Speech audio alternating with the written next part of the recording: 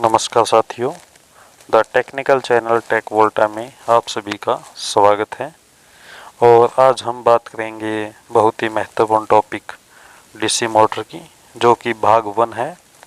और इस DC motor को पहले इसलिए लिया गया है क्योंकि मेरे पास बच्चों की फ़ोन कॉल्स वगैरह आई हैं कि आप पहले डीसी मोटर और डीसी जनरेटर को पहले लेकर के आइए, क्योंकि बच्चों की जो पसंद है वो कहीं ना कहीं transformer, DC motor, DC generator, alternator, इन सभी जो चैप्टर है इनमें सबसे ज़्यादा उत्सुकता रहती है कि ये चैप्टर पहले आए।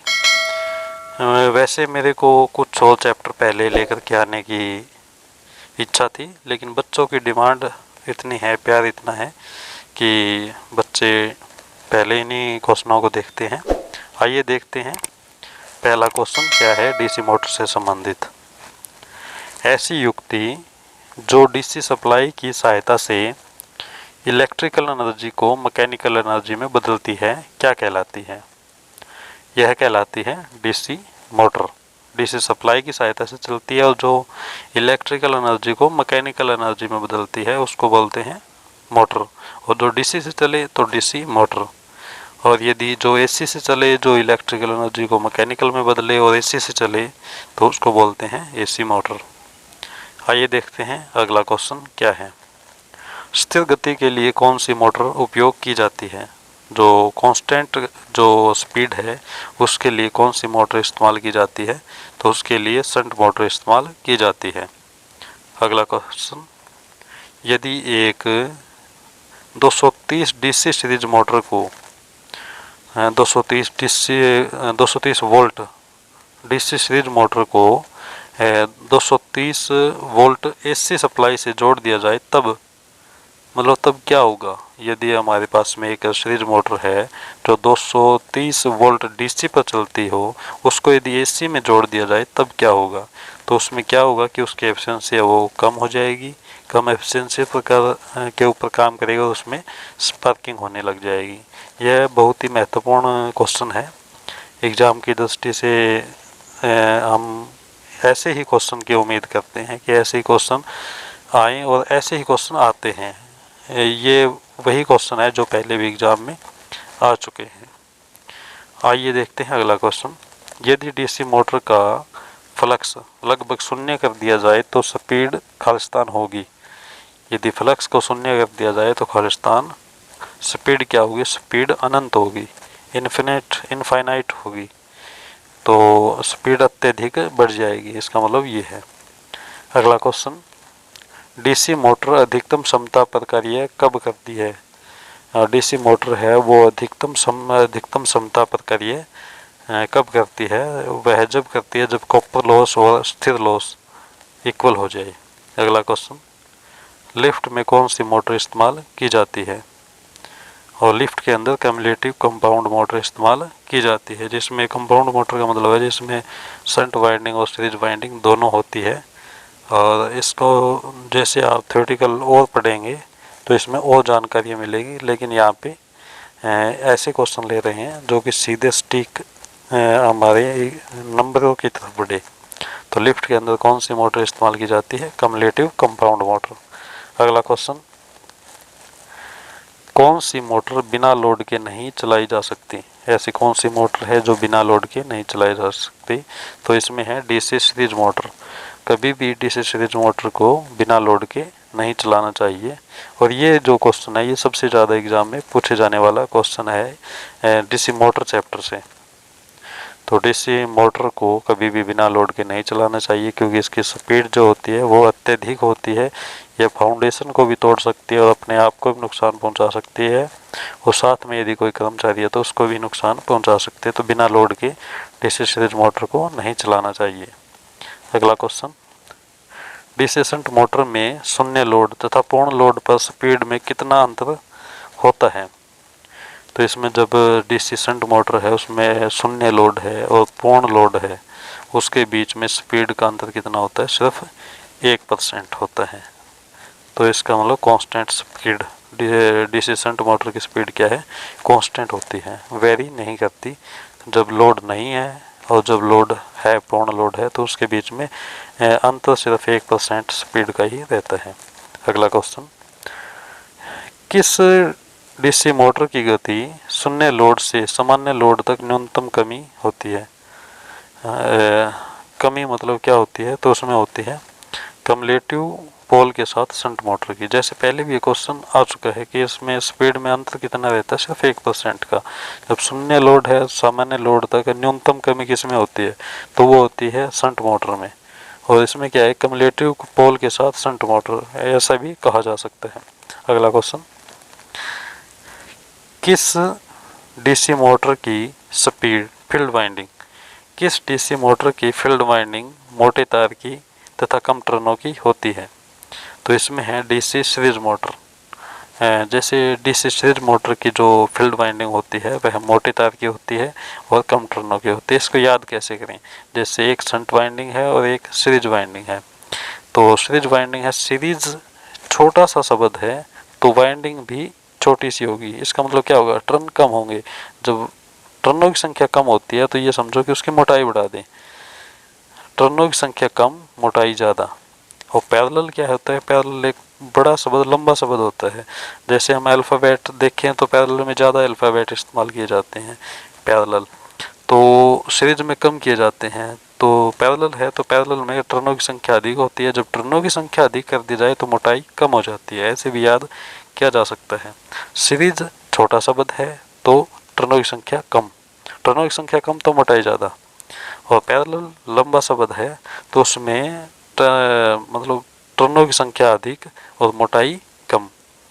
ये याद रखने का ढंग है। ऐसा नहीं है कि मतलब शब्द छोटे हैं तो टर्नों की संख्या कम होगी, ऐसा नहीं है, लेकिन याद रखा जा सकता है ऐसे। अगला क्वेश्चन क्या है, डीसी मोटर में घूमने वाले भाग को क्या कहा जाता है? जब डीसी मोटर जो होती है उसके अंदर घूमने वाले भाग को क्या कहा जाता है? इसको कहा जाता है आर्मेचर। आइए देखते हैं अगला क्वेश्चन क्या है।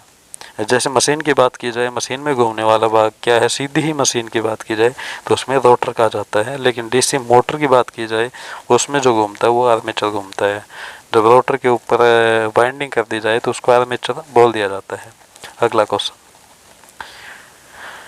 यदि डीसी शंट मोटर में आर्मेचर तथा फील्ड करंट स्थिर है, यदि डीसी मोटर में आर्मेचर तथा फील्ड करंट स्थिर है, यदि अप्लाइड वोल्टेज 5% बढ़ा दी जाए तो स्पीड कितनी बढ़ेगी?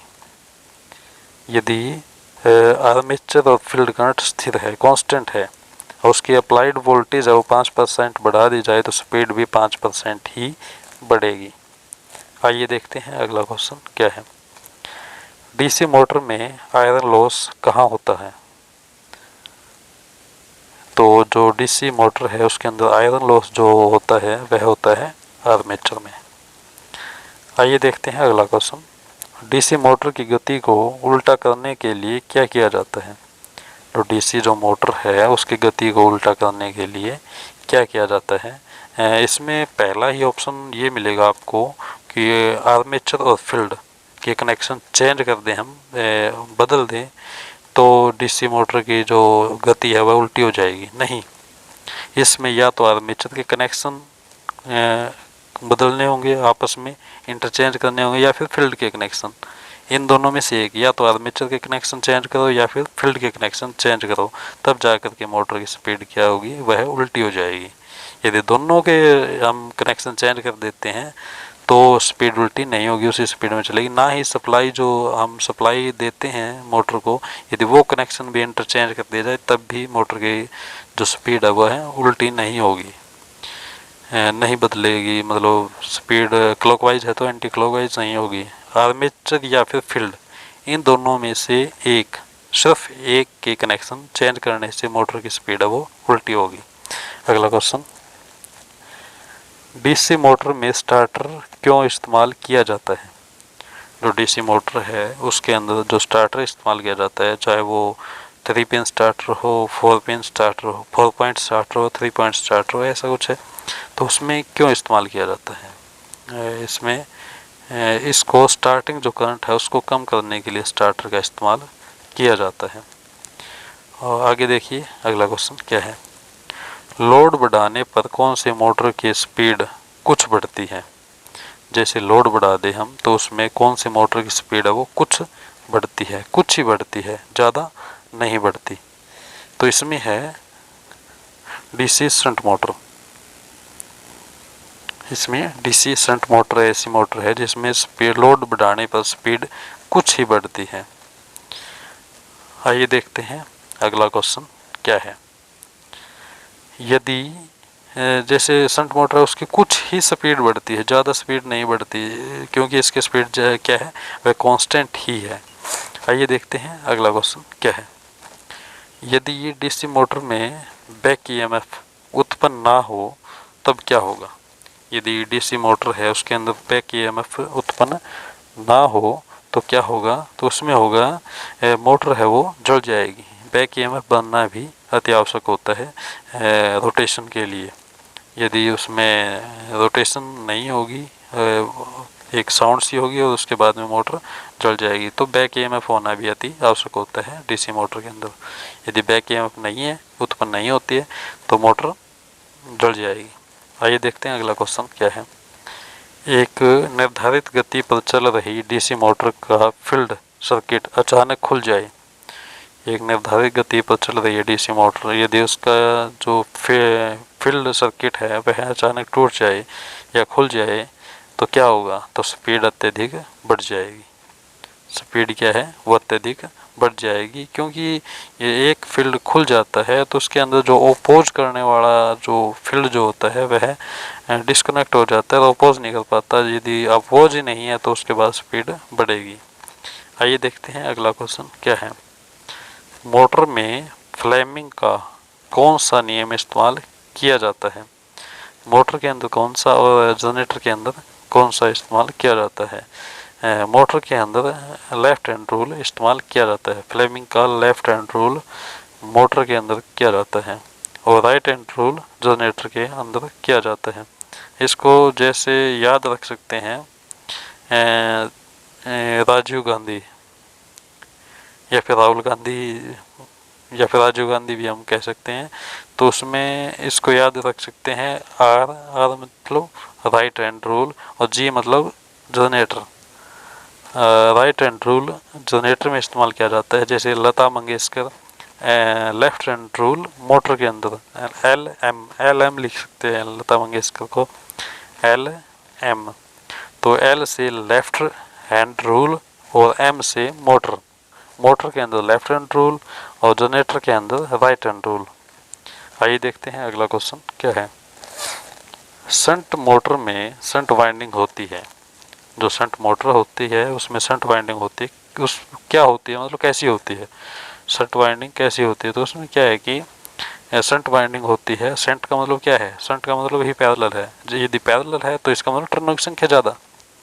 टर्नों की संख्या ज़्यादा तो तारें क्या होगी पतली।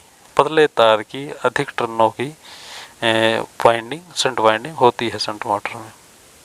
आपके लिए ये सभी के सभी क्वेश्चन अति महत्वपूर्ण है और आप इस वीडियो को आपने ध्यान से देखा है, जिसके लिए आप सभी का बहुत बहुत धन्यवाद। और मुझे उम्मीद है कि आप इस वीडियो को सपोर्ट करेंगे और अपने दोस्तों तक अवश्य पहुंचाएंगे, ताकि उन बच्चों को भी इसका बेनिफिट हो सके। और इन सभी क्वेश्चन जो कि आईटीआई एग्ज़ाम में भी पूछे जाते हैं, डीआरडीओ में पूछे जाते हैं, दिल्ली मेट्रो में भी पूछे जाते हैं, ये वही क्वेश्चन है जो पहले भी एग्ज़ाम में आ चुके हैं। आपको वीडियो कैसी लगी लाइक कमेंट तथा शेयर करें। यदि आप चैनल पे नए हैं तो सब्सक्राइब करना ना भूलें। और आप चाहते हैं कि ऐसी ही वीडियो आपको भविष्य में मिले तो आप कमेंट अवश्य करें और चैनल को सब्सक्राइब करने के बाद में बेल आइकन अवश्य दबाएं, ताकि आने वाली जो वीडियो है वो वीडियो अपलोड होते ही आपको नोटिफिकेशन मिल जाए, सूचना आपको मिल जाए। आप सभी ने इस वीडियो को इतना प्यार दिया जिसके लिए बहुत बहुत धन्यवाद। जय हिंद, नमस्कार।